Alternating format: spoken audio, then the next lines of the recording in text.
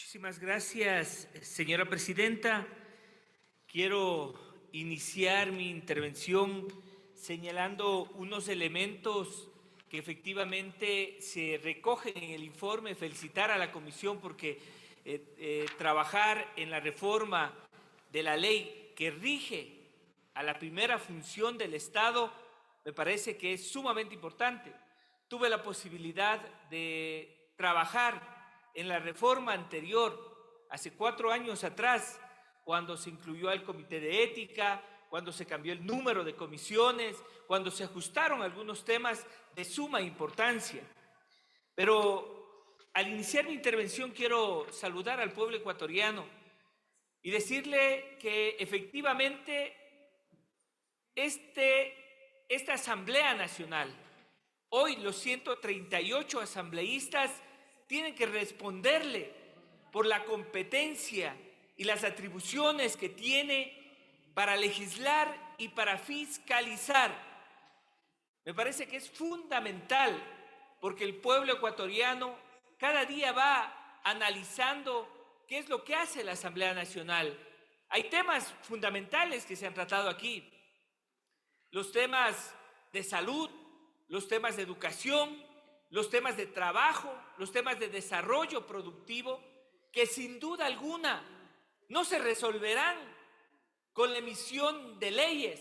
Sin embargo, facilitan y nos permiten tener las herramientas suficientes, y en mi calidad de abogado lo señalo así, para que el país pueda enrumbar también, no solo en los temas de seguridad, en los temas de desarrollo y en los temas de trabajo. Y en el informe se hablaba de una premisa que me parece fundamental. El pueblo ecuatoriano merece instituciones democráticas sólidas. Y en ese camino vuelvo a recalcar la responsabilidad que tenemos. Por otro lado, quiero indicar también que si bien la posibilidad de emitir y ajustar nuestra norma nos da el camino para ir llenando esos vacíos e inclusive las anomias que se van presentando, recuerdo yo que en una comisión en este periodo había un gran debate sobre el tema de cómo se integran las mayorías cuando un número de asambleístas no alcanzaba para poder dar inclusive quórum en una comisión. Hoy le hemos escuchado al compañero presidente describir cómo está organizado el texto de la reforma. Sin embargo, de eso quiero indicar que efectivamente hay algunas observaciones que vamos a hacer llegar por escrito, como por ejemplo en el que tiene que ver con el numeral 17 del artículo 18, en el que se habla sobre la garantía de la modalidad de trabajo presencial y teletrabajo, y se habla de una modalidad semipresencial. Siempre que se instala, tanto virtualmente como presencialmente, es importante definir si es semipresencial o es una modalidad mixta. Por ejemplo, elemento que dejo desde ya para que ojalá en el debate en la comisión se pueda recoger.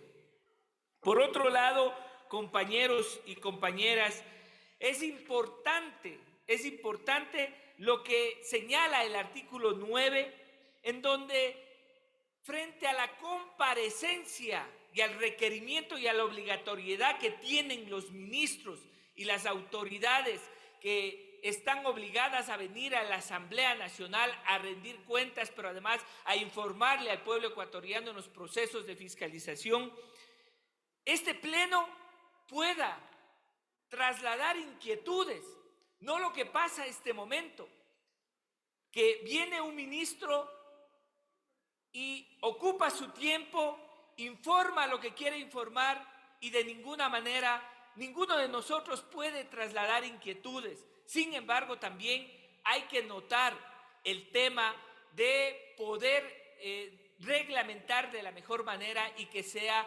posible llevar adelante este traslado de inquietudes que no son de los asambleístas, que son las inquietudes que tiene el pueblo ecuatoriano.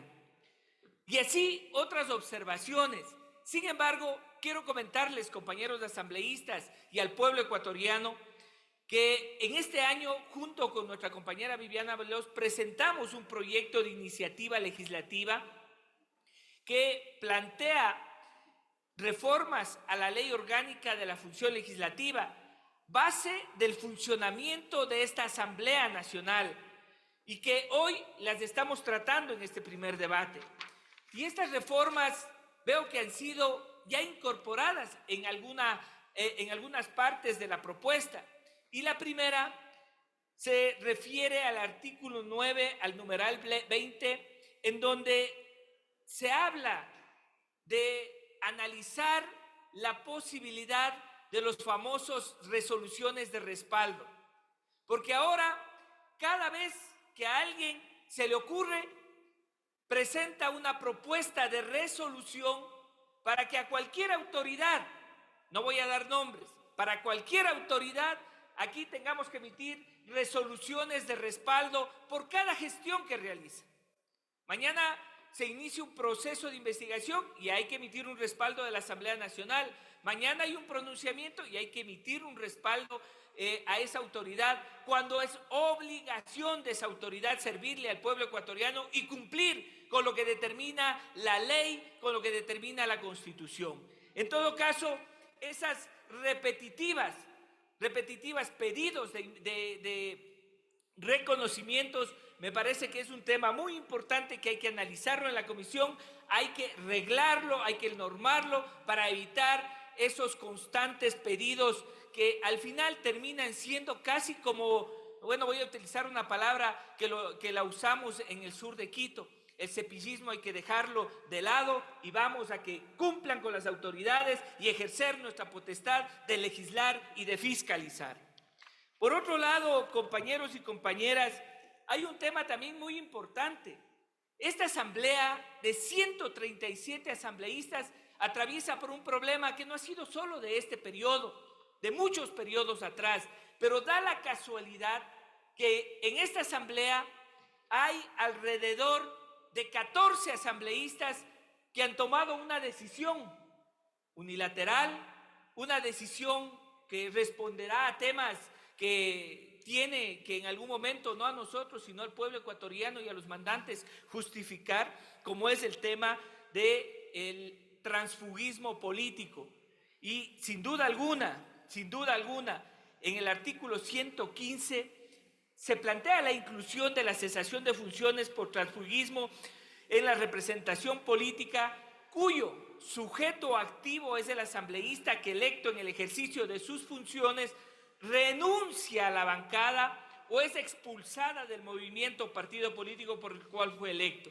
Ahí estamos incluyendo un elemento adicional, que es la expulsión del movimiento o partido político, porque da la casualidad que hoy toman nomás la decisión unilateralmente y se mandan a cambiar de bancada y mañana aparecen sumando las filas, inclusive, digo en este momento, hablando de la casuística de la bancada de gobierno.